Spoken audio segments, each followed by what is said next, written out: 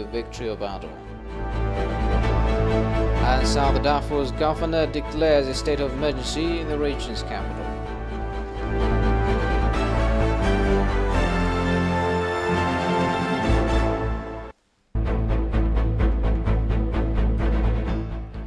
Hello, this is RD's News Hour. I'm Solomon Danye. Thanks for joining me. Spokesperson of the Ministry of Foreign Affairs, Dina Mufti, said in a telephone conversation with ETV English that the ministry has briefed African ambassadors on various current issues. Well, thank you very much. This is actually a usual exercise on the part of the Ministry of Foreign Affairs. We regularly brief resident diplomats on the current situation in the country. We have been briefing them earlier on as well. And this is part of that exercise. And in these relations, today's turn was for the African ambassadors. They were briefed by the Deputy Prime Minister and the Minister of Foreign Affairs on those basic four issues of the current nature in our case. The briefing is based on, as you have already mentioned, on Grand Renaissance Dam, and negotiations are revolving around Grand Renaissance Dam, Ethio-Sudanese border conflict, the law enforcement operations in the northern part of Ethiopia, and the reconstruction process that is going on right now. Particularly with regard to the Ethio-Sudanese relations, the Prime Minister was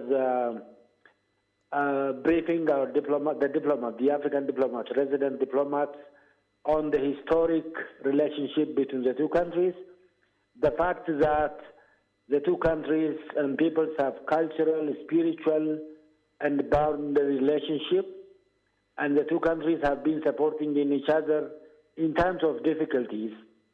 But when Ethiopia has turned its face to the maintaining of the law and order in the northern part of Ethiopia, the Sudanese side have encroached into the Ethiopian territory. They looted property and hurt our citizens. And the Prime Minister told the African diplomats that this is untenable and this is wrong morally, legally.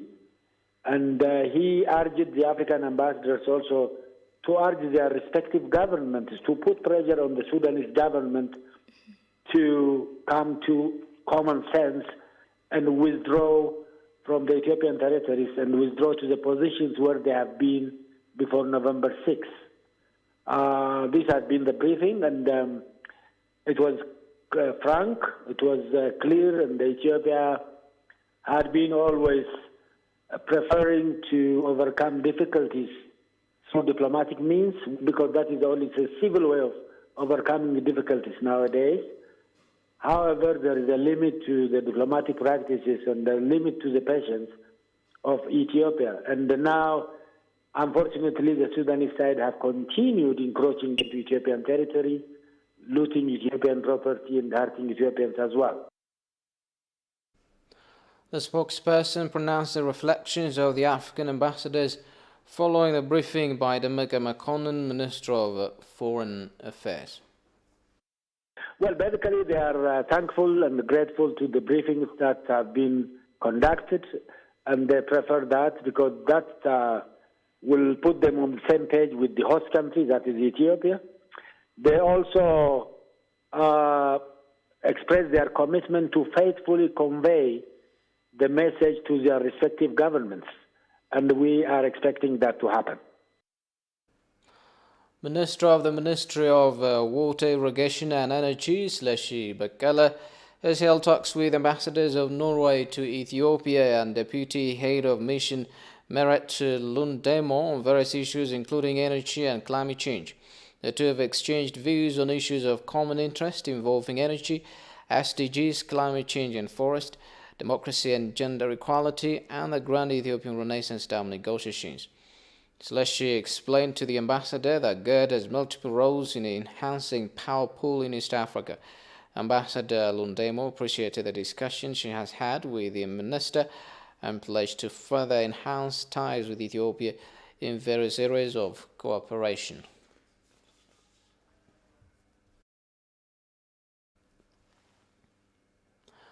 Ethiopians living all over the world have launched the second Twitter campaign with the hashtag titled TPLF is the cause, and Dr. Abiy is cleaning the TPLF mess to address misinformation from apologists of TPLF. The campaign is intended to address the international community with fair and credible information regarding latest developments in Ethiopia, including post-law enforcement period activities. It is also indicated that the campaign is aimed at telling the world that there is TPLF behind every mess in the country. It is to be recalled that Ethiopians living in several parts of the world highly participated in the first campaign held under the hashtag Unity for Ethiopia since beginning of February 2021.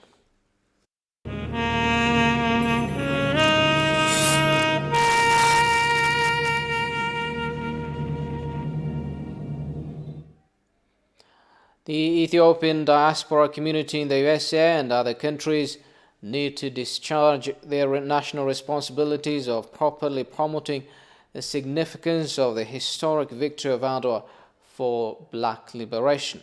Ethio-American Thaddeus Belai says more awareness-raising work needs to be intensified in Africa, American communities in the USA, which calls for championing the inclusion in the education system of the landslide victory of Adwa. Shfarao Lago reports.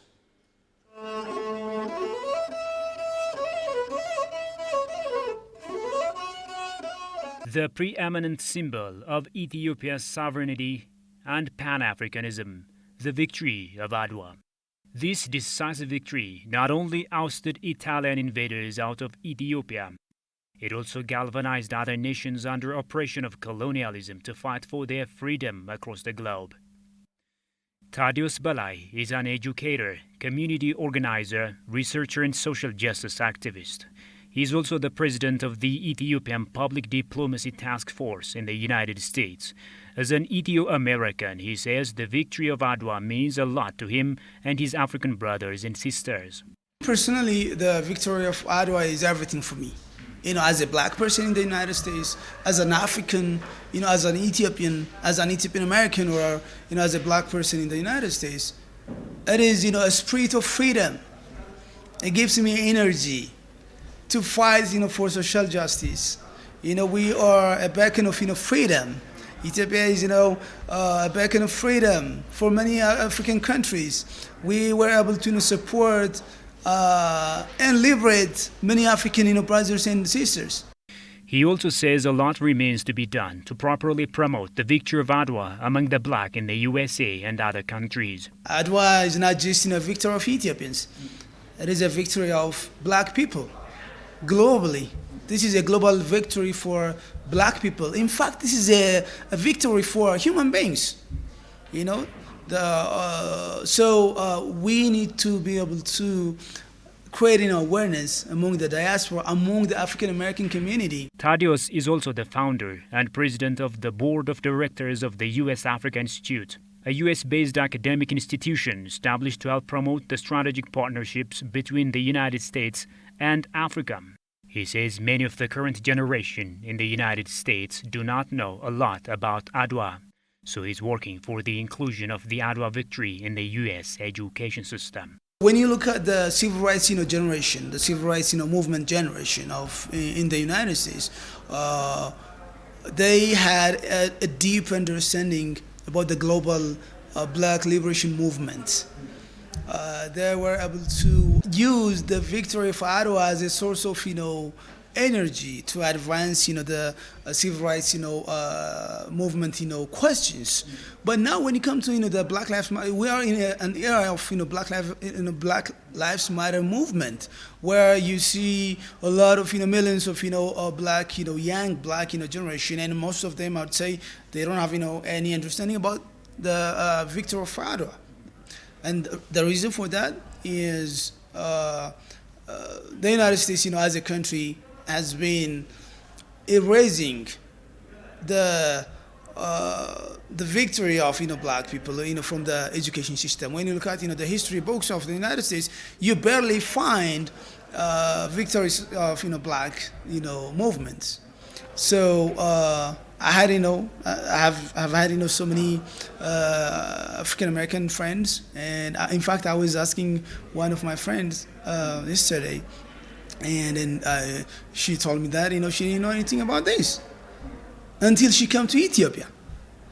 And one of my other friend, he told me that because of his family connection to Ethiopia, he was able to understand the victory of the battle of Adwa. But the general population, the general black population, especially the young generation, they barely understand and know the Battle of Adwa, the victory of black people at the Battle of Adwa against white supremacists, against colonialists. So, and again, that's something that we need to advocate, and to be able to incorporate this huge victory in the U.S. education system. He also says the diaspora community need to go extra miles to advance the importance of Adwa across the globe. One of our projects, to teach, the young generation about not only the Adwa victory, but also, other liberation movements in many parts of, Africa and South and Central American countries, in the Caribbean, because, we have also black people who have been fighting, for their rights and liberation, for many years. And we barely know, those fighters, those liberation movements. Ethiopia is celebrating the victory of Adwa throughout the month of February with assorted events, although Ethiopians believe that the celebration is not just a one-time event. Portraying artistic pictures of the victory of Adwa is said to be crucial in signifying a story of common purpose and common destiny. Artists the scenes of Adwa depicted in pictures of powerful and unforgettable memory in the minds of the viewers to realize the then unity among Ethiopians. Kasan Jan has more.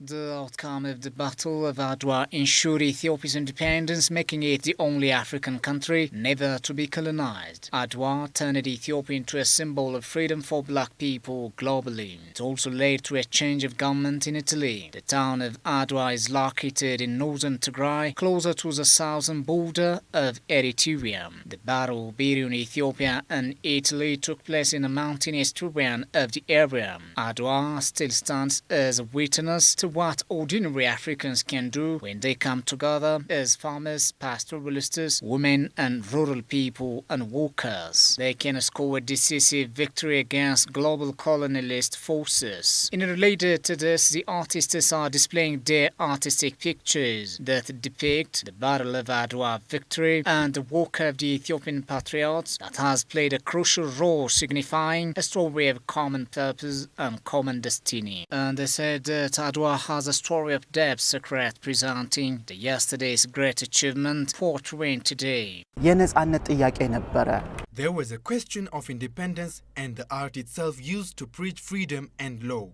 The Adwa victory had greatly assured the black people's free identity, free thought, and free way of living at every corner of the nation. Predominantly, I would like to state is that the thoughts of warriors during the time of the battle. Because it was a time of fasting, the soldiers all in all were fasting. There was an ark, and as the time of fasting, a soldier who was do that and praying to Almighty God. How did it seem like? How was the spirit of the king who was fasting at the same time encouraging the soldiers to defeat the battle brilliantly? And how were also the foreigners who had eaten various drinks and foods too much? So when at a time I think all about these plenties of things, I usually think broadly and to endless artistic works. So this thing must be recorded and passed to the generations to come to draw the very immense lesson. Thus, they could have paramount importance being served as the reference.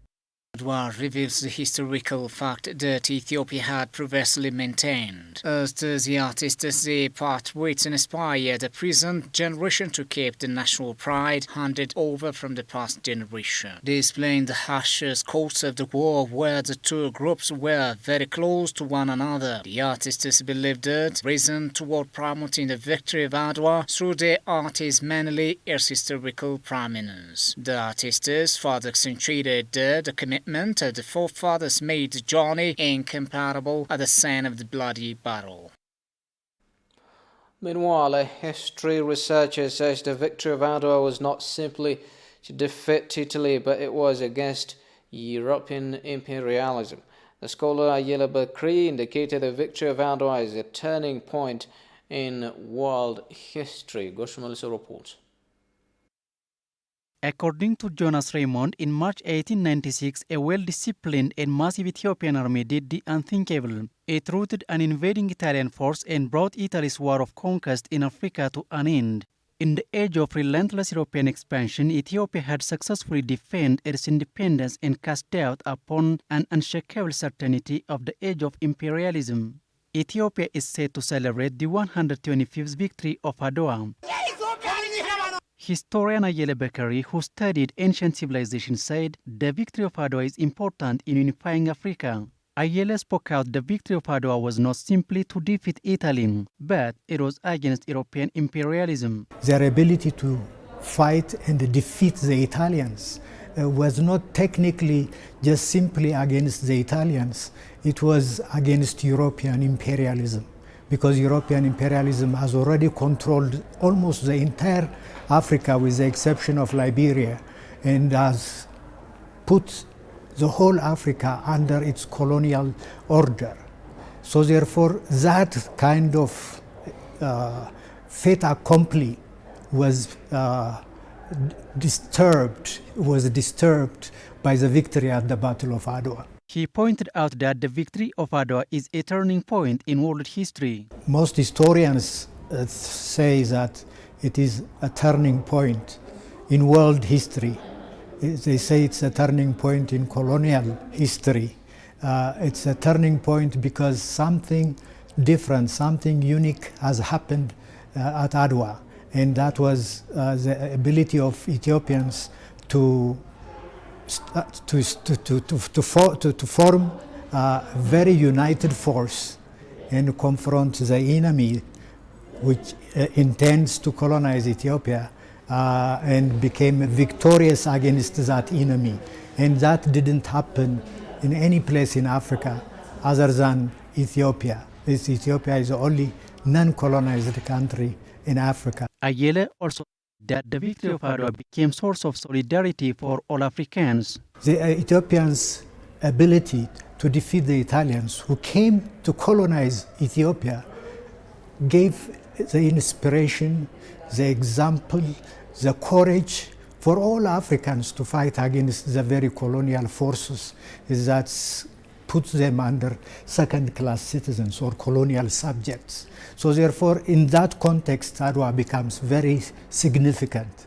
It becomes very important because Africans say, oh, if Ethiopians succeeded in defeating the Italians, now we should continue to fight, continue to resist until we also be in a position to defeat the British, the French, the Germans, the Portuguese, and so on and so forth. So therefore, Adwa became a source of inspiration and also a source of solidarity, in which that they would have the courage now, at least to kind of say, we can also fight and defeat the colonizers in our territories, in our regions. So therefore, in that sense, that's how that sense of unity emerged, and an African identity started to form shape, and then ultimately expressed in the form of Pan-Africanism, in the form of establishing institutions like the African OAU, Organization of African Union, and then later on it became African Union. Adwa is a source of anti-colonialism and Pan-Africanism mentality, the historian noted. The Minister of Education announced that a 2021 university entrance examination will be given as of 8th March 2021. The exam was postponed due to COVID-19 and security threats across the nation. Even though the exam was previously scheduled to be given online, the ministry has decided to conduct it on paper as of March 8 because tablets require additional time to import. የካቲት 22 እስከ 24 ውስጥ የተፈታኞች የፈተና መግቢያ መታወቂያ የሚሰራጭበት ይሆናል። Starting from March 1 to 3, the candidate's identity card will be distributed and orientations will be given on March 6. The entrance exam will kick off on Monday, March 8. Therefore, all 12th grade students in Ethiopia will be seated for the 2020 national entrance exam from March 8 to 11. ሰኞ ፈተና ይጀምራል።